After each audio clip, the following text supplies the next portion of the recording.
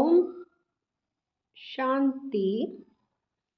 साकार मुरली 30 जुलाई 2025 सुनेंगे ईश्वरीय महावाक्यों को विस्तार से।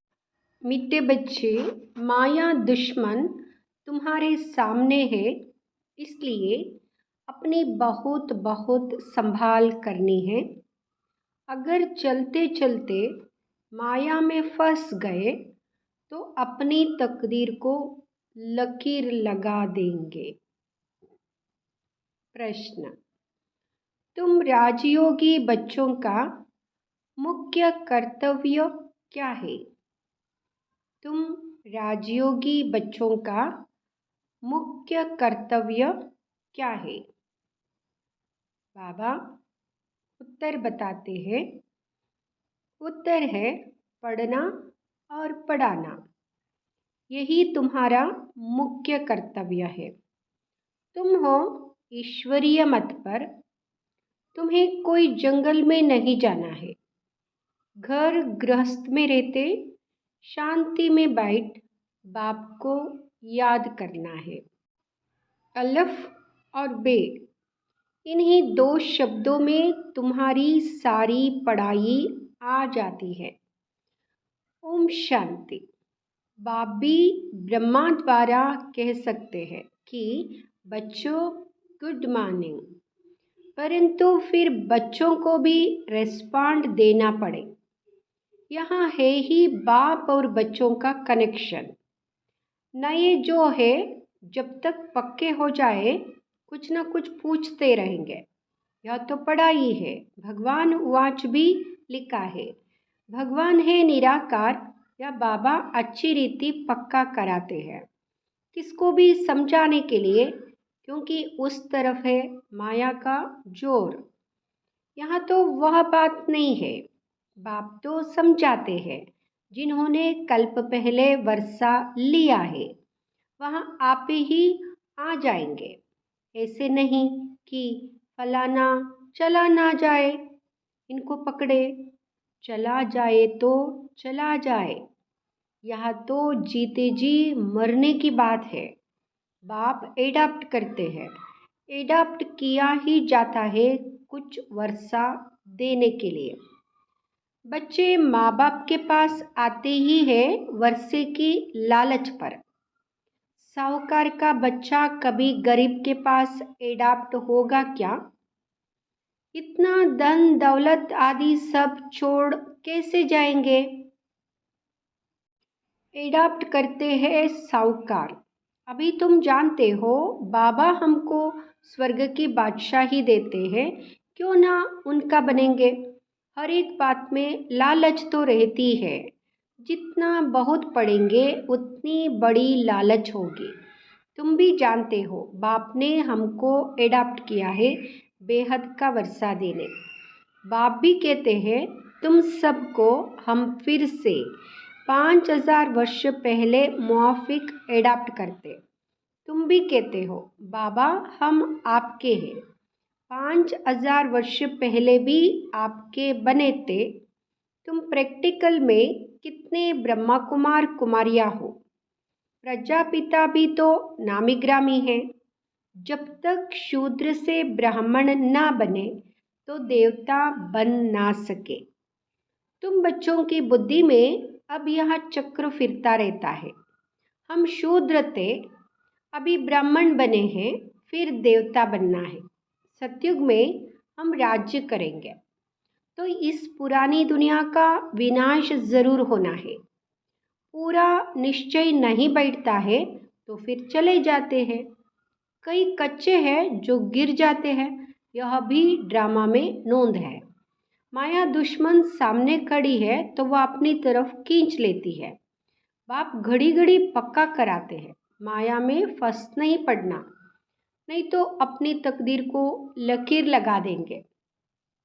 बाप ही पूछ सकते हैं कि आगे कब मिले हो, और कोई को पूछने का अकल आएगा ही नहीं। बाप कहते हैं मुझे भी फिर से गीता सुनाने आना पड़े, आकर रावण की जेल से छुड़ाना पड़े, बेहद का बाप बेहद की बात समझाते हैं। अभी रावण का राज्य है, पतित राज्य है, जो आधा कल्प से शुरू हुआ है।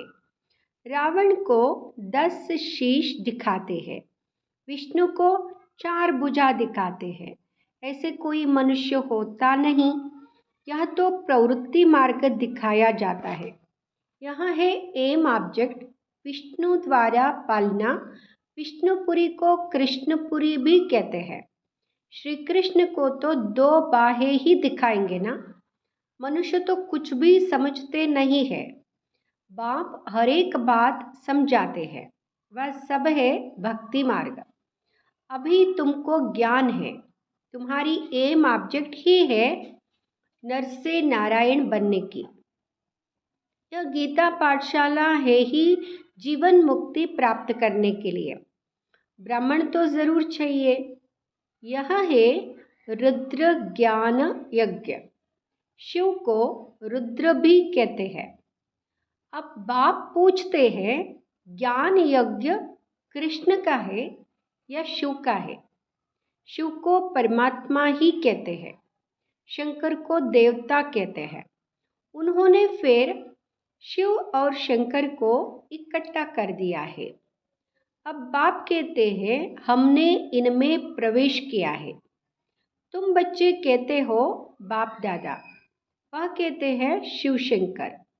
ज्ञान सागर तो है ही एक। अभी तुम जानते हो ब्रह्मा सो विष्णु बनते हैं ज्ञान से। चित्र भी बरोबर बनाते हैं। विष्णु की नाभि से ब्रह्मा निकला, इसका अर्थ भी कोई समझ नहीं सकते। ब्रह्मा को शास्त्र हाथ में दिए हैं। अभी शास्त्रों का सार बाप बैठ सुनाते हैं या ब्रह्मा। यह भी मास्टर ज्ञान सागर बनते हैं। बाकी चित्र इतने ढेर बनाए हैं, वहाँ कोई यथार्थ है नहीं। वहाँ है सब भक्ति मार्ग के। मनुष्य कोई 8-10 भुजा वाले होते नहीं। यह तो सिर्फ प्रवृत्ति मार्ग दिखाया है। रावण का भी अर्थ बताया है। आधा कल्प है रावण राज्य रात, आधा कल्प है राम राज्य दिन। बाप हर एक बात समझाते हैं। तुम सब एक बाप के बच्चे हो। बाप ब्रह्मा द्वारा विष्णुपुरी की स्थापना करते हैं और तुमको राजयोग सिखाते हैं। जरूर संगम पर ही राजयोग सिखाएंगे। द्वापर में गीता सुनाई, यह तो रंग हो जाता है। बाप सच बतलाते हैं। बहुतों को ब्रह्मा का श्री कृष्ण का साक्षात्कार होता है। ब्रह्मा का सफेद पोश ही देखते हैं। शिव बाबा तो है बिंदी। बिंदी का साक्षात्कार हो तो कुछ समझ ना सके। तुम कहते हो हम आत्मा है। अब आत्मा को किसने देखा है? कोई ने नहीं। वह तो बिंदी है। समझ सकते हैं ना? जो जिस भावना से जिसकी पूजा करते हैं, उनको वही साक्षात्कार होगा। जो भावना रखते हैं ऐसे ही साक्षात्कार होगा। दूसरा, अगर रूप देखे तो मूंझ पड़े। हनुमान की पूजा करेगा तो उनको वही दिखाई पड़ेगा। गणेश के पुजारी को वही दिखाई पड़ेगा। बाप कहते हैं, हमने तुमको इतना धनवान बनाया, हीरे जौहरों के महल थे, तुमको अनगिनत धन था, तुमने अभी वहाँ सब कहाँ गवाया? अभी तुम कंगाल बन गए हो, भीख मांग रहे हो। बाप तो कह सकते हैं ना, अभी तुम बच्चे समझते हो बाप आए हैं, हम फिर से विश्व के मालिक बनते हैं। ये ड्रामा अनादि बना हुआ है। हर एक ड्रामा में अपना पार्ट बजा रहे हैं। कोई एक शरीर छोड़ जाकर दूसरा लेते हैं, इसमें रोने की क्या बात है? सतयुग में कभी रोते नहीं। अभी तुम मोहजीत बन रहे हो। मोहजीत राजाए या लक्ष्मी नारायण आदि है। वहाँ मोह होता नहीं। बाप अनेक प्रकार की बातें समझाते रहते हैं। बाप है निराकार, मनुष्य तो उसे नाम रूप से न्यारा कह देते, लेकिन नाम रूप से न्यारी कोई चीज़ थोड़ी ही होती है। हे भगवान, वो गॉड फादर कहते हैं ना, तो नाम रूप है ना। लिंग को शिव परमात्मा, शिव बाबा भी कहते हैं। बाबा तो है ना, बरोबर। बाबा के ज़रूर बच्चे भी होंगे। निराकार को निराकार आत्मा ही बाबा कहती है। मंदिर में जाएंगे तो उनको कहेंगे शिव बाबा, फिर घर में आकर बाप को भी कहते हैं बाबा। अर्थ तो समझते नहीं, हम उनको शिव बाबा क्यों कहते हैं? बाप बड़े ते बड़ी पढ़ाई दो अक्षर में पढ़ाते हैं, अलफ और बे। अलफ को याद करो तो बे बादशाही तुम्हारी है। यह बड़ा भारी इम्तिहान है। मनुष्य बड़ा इम्तिहान पास करते हैं तो पहले वाली पढ़ाई कोई याद थोड़े ही रहती है। पढ़ते पढ़ते आखिरी तंत सार बुद्धि में आ जाता है। यह भी ऐसे है, तुम पढ़ते आए हो, अंत में फिर बाप कहते हैं मनमना भव, तो देह का अभिमान टूट जाएगा। यह मनमना भव की आदत पड़ी होगी तो पिछाड़ी में भी पाप और वर्षा याद रहेगा। मुख्य है ही यह, कितना सहज है। उस पढ़ाई में भी अभी तो पता नहीं क्या क्या पढ़ते हैं, जैसे राजा वैसे वह अपनी रस्म चलाते हैं। आगे मर्ण शेर पाव का हिसाब चलता था, अभी तो किलो आदि क्या क्या निकल पड़ा है। कितने अलग अलग प्रांत हो गए हैं। दिल्ली में जो चीज़ 1 रुपया शेर, बॉम्बे में मिलेगी 2 रुपया शेर, क्योंकि प्रांत अलग अलग है। हर एक समझते हैं हम अपने प्रांत को भूख थोड़े ही मारेंगे। कितने झगड़े आदि होते हैं, कितना रोला है। भारत कितना सॉल्वेंट था, फिर 84 का चक्र लगाते इंसॉल्वेंट बन पड़े हैं। कहा जाता है हीरे जैसा जन्म, अमोलक कौड़ी बदले खोया रे। बाप कहते हैं तुम कौड़ियों के पिछाड़ी क्यों मरते हो? अब तो बाप से वर्षा लो, पावन बनो। बुलाते भी हो, हे पतित पावन आओ, पावन बनाओ, तो इससे सिद्ध है पावन तेल अब नहीं है, अभी है ही कलयुग। बाप कहते हैं मैं पावन दुनिया बनाऊंगा तो पतित दुनिया का जरूर विनाश होगा। इसलिए ही यह महाभारत लड़ाई है जो इस रुद्र ज्ञान यज्ञ से प्रज्वलित हुई है। ड्रामा में तो यह विनाश होने की भी नोंद है। पहले पहले तो बाबा को साक्षात्कार हुआ, देखा इतनी बड़ी राजाई मिलती है तो बहुत खुशी होने लगी। फिर विनाश का साक्षात्कार भी कराया। मनमना भव मध्य जी भव, यह गीता के अक्षर है। कोई कोई अक्षर गीता के ठीक है। बाप भी कहते हैं तुमको यह ज्ञान सुनाता हूँ, यह फिर प्रायलोप हो जाता है। कोई को भी पता नहीं है कि लक्ष्मी नारायण का राज्य था तो और कोई धर्म नहीं था। उस समय जनसंख्या कितनी थोड़ी होगी, कितनी है, तो यह चेंज होनी चाहिए। जरूर विनाश भी चाहिए। महाभारत लड़ाई भी है, जरूर भगवान भी होगा। शिव जयंती मनाते हैं तो शिव बाबा ने क्या आकर किया वह भी नहीं जानते हैं। अब बाप समझाते हैं गीता से श्री कृष्ण की आत्मा को राजाई मिले। माता पिता कहेंगे गीता को, जिससे तुम फिर देवता बनते हो। गीता के ज्ञान से राजयोग सीख श्री कृष्ण यहाँ बना। उन्होंने फिर शिव बाबा के बदले श्री कृष्ण का नाम डाल दिया है। तो बाप समझाते हैं यह तो अपने अंदर पक्का निश्चय कर लो। कोई उल्टी सुल्टी बात सुनाकर तुम्हें गिरा ना दे। बहुत बातें पूछते हैं, विकार बिगर सृष्टि कैसे चलेगी, यह कैसे होगा। अरे तुम खुद कहते हो वह वाइजलेस दुनिया थी। संपूर्ण निर्विकारी कहते हो ना, फिर विकार की बात कैसे हो सकती है? अब तुम जानते हो बेहद के बाप से बेहद की बादशाही मिलती है, तो ऐसे बाप को क्यों नहीं याद करें। यहाँ है ही पति दुनिया, कुंभ के मेले पर कितने लाखों जाते हैं। अब कहते हैं वहाँ एक नदी गुप्त है। अब नदी गुप्त हो सकती है क्या? यहाँ भी गौमुख बनाया है।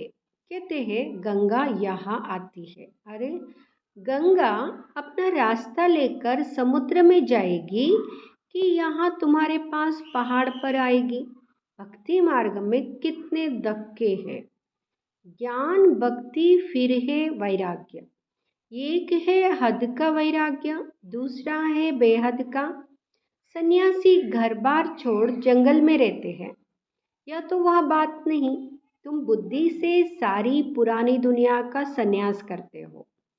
तुम राजयोगी बच्चों का मुख्य कर्तव्य है पढ़ना और पढ़ाना। अब राजयोग कोई जंगल में थोड़ी ही सिखाया जाता है। ये स्कूल है, ब्रांचेस निकलती जाती हैं। तुम बच्चे राजयोग सीख रहे हो। शिव बाबा से पढ़े हुए ब्राह्मण ब्राह्मणियाँ सिखाते हैं। एक शिव बाबा थोड़े ही सबको बैठ सिखाएगा। तो यहाँ हुई पांडव गवर्नमेंट, तुम हो ईश्वरीय मत पर। यहाँ तुम कितना शांति में बैठे हो। बाहर तो अनेक हंगामे हैं। बाप कहते हैं 5 विकारों का दान दो तो ग्रहण छूट जाएगा। मेरे बनो तो मैं तुम्हारी सब कामनाएं पूरी कर दूंगा। तुम बच्चे जानते हो अभी हम सुखधाम में जाते हैं, दुखधाम को आग लगनी है। बच्चों ने विनाश का साक्षात्कार भी किया है। अब टाइम बहुत थोड़ा है, इसलिए याद की यात्रा में लग जाएंगे तो विकर्म विनाश होंगे और ऊंच पद पाएंगे। अच्छा, मीठे मीठे सिकिलदे बच्चों प्रति माता पिता बाप दादा का याद प्यार और गुड मॉर्निंग। रूहानी बाप की रूहानी बच्चों को नमस्ते। हम रूहानी बच्चों की रूहानी बाबा को नमस्ते शुक्रिया। धारणा के लिए मुख्य सार। बाप के वर्षे का पूरा अधिकार लेने के लिए जीते जी मरना है, एडाप्ट हो जाना है। कभी भी अपनी ऊंची तकदीर को लकीर नहीं लगानी है। दूसरा, कोई भी उल्टी सुल्टी बात सुनाकर संशय में नहीं आना है। जरा भी निश्चय ना हिले, इस दुखधाम को आग लगने वाली है, इसलिए इससे अपना बुद्धियोग निकाल देना है। वरदान, विशेषता रूपी संजीविनी बुट्टी द्वारा मूर्छित को सुरजित करने वाले विशेष आत्मा भाव। विशेषता रूपी संजीविनी बूटी द्वारा मूर्छित को सुरजित करने वाले विशेष आत्मा भाव। हर आत्मा को श्रेष्ठ स्मृति की विशेषताओं की स्मृति रूपी संजीविनी बूटी खिलाओ। संजीविनी बूटी खिलाओ तो वह मूर्छित से सुरजित हो जाएगी। विशेषताओं के स्वरूप का दर्पण उसके सामने रखो। दूसरों को स्मृति दिलाने से आप विशेष आत्मा बन ही जाएंगे।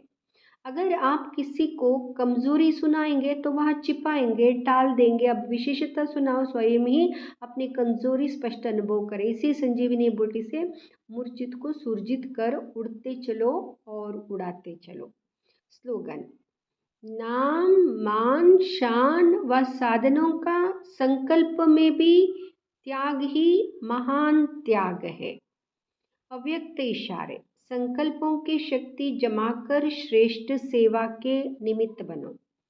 निमित्त बने हुए बच्चों को विशेष अपने हर संकल्प के ऊपर अटेंशन देना चाहिए। जब आप निर्विकल्प निर्व्यर्थ संकल्प रहेंगे तब बुद्धि ठीक निर्णय करेगी। निर्णय ठीक है तो निवारण भी सहज कर लेंगे। निवारण करने के बजाय अगर आप ही कारण कहेंगे तो आपके पीछे वाले भी हर बात में कारण बताते रहेंगे। हर बात में हम कारण कहेंगे तो हमारे पीछे वाले भी कारण को ढूंढते रहेंगे। इसलिए कारण को नहीं देखना है, निवारण। ओम शांति।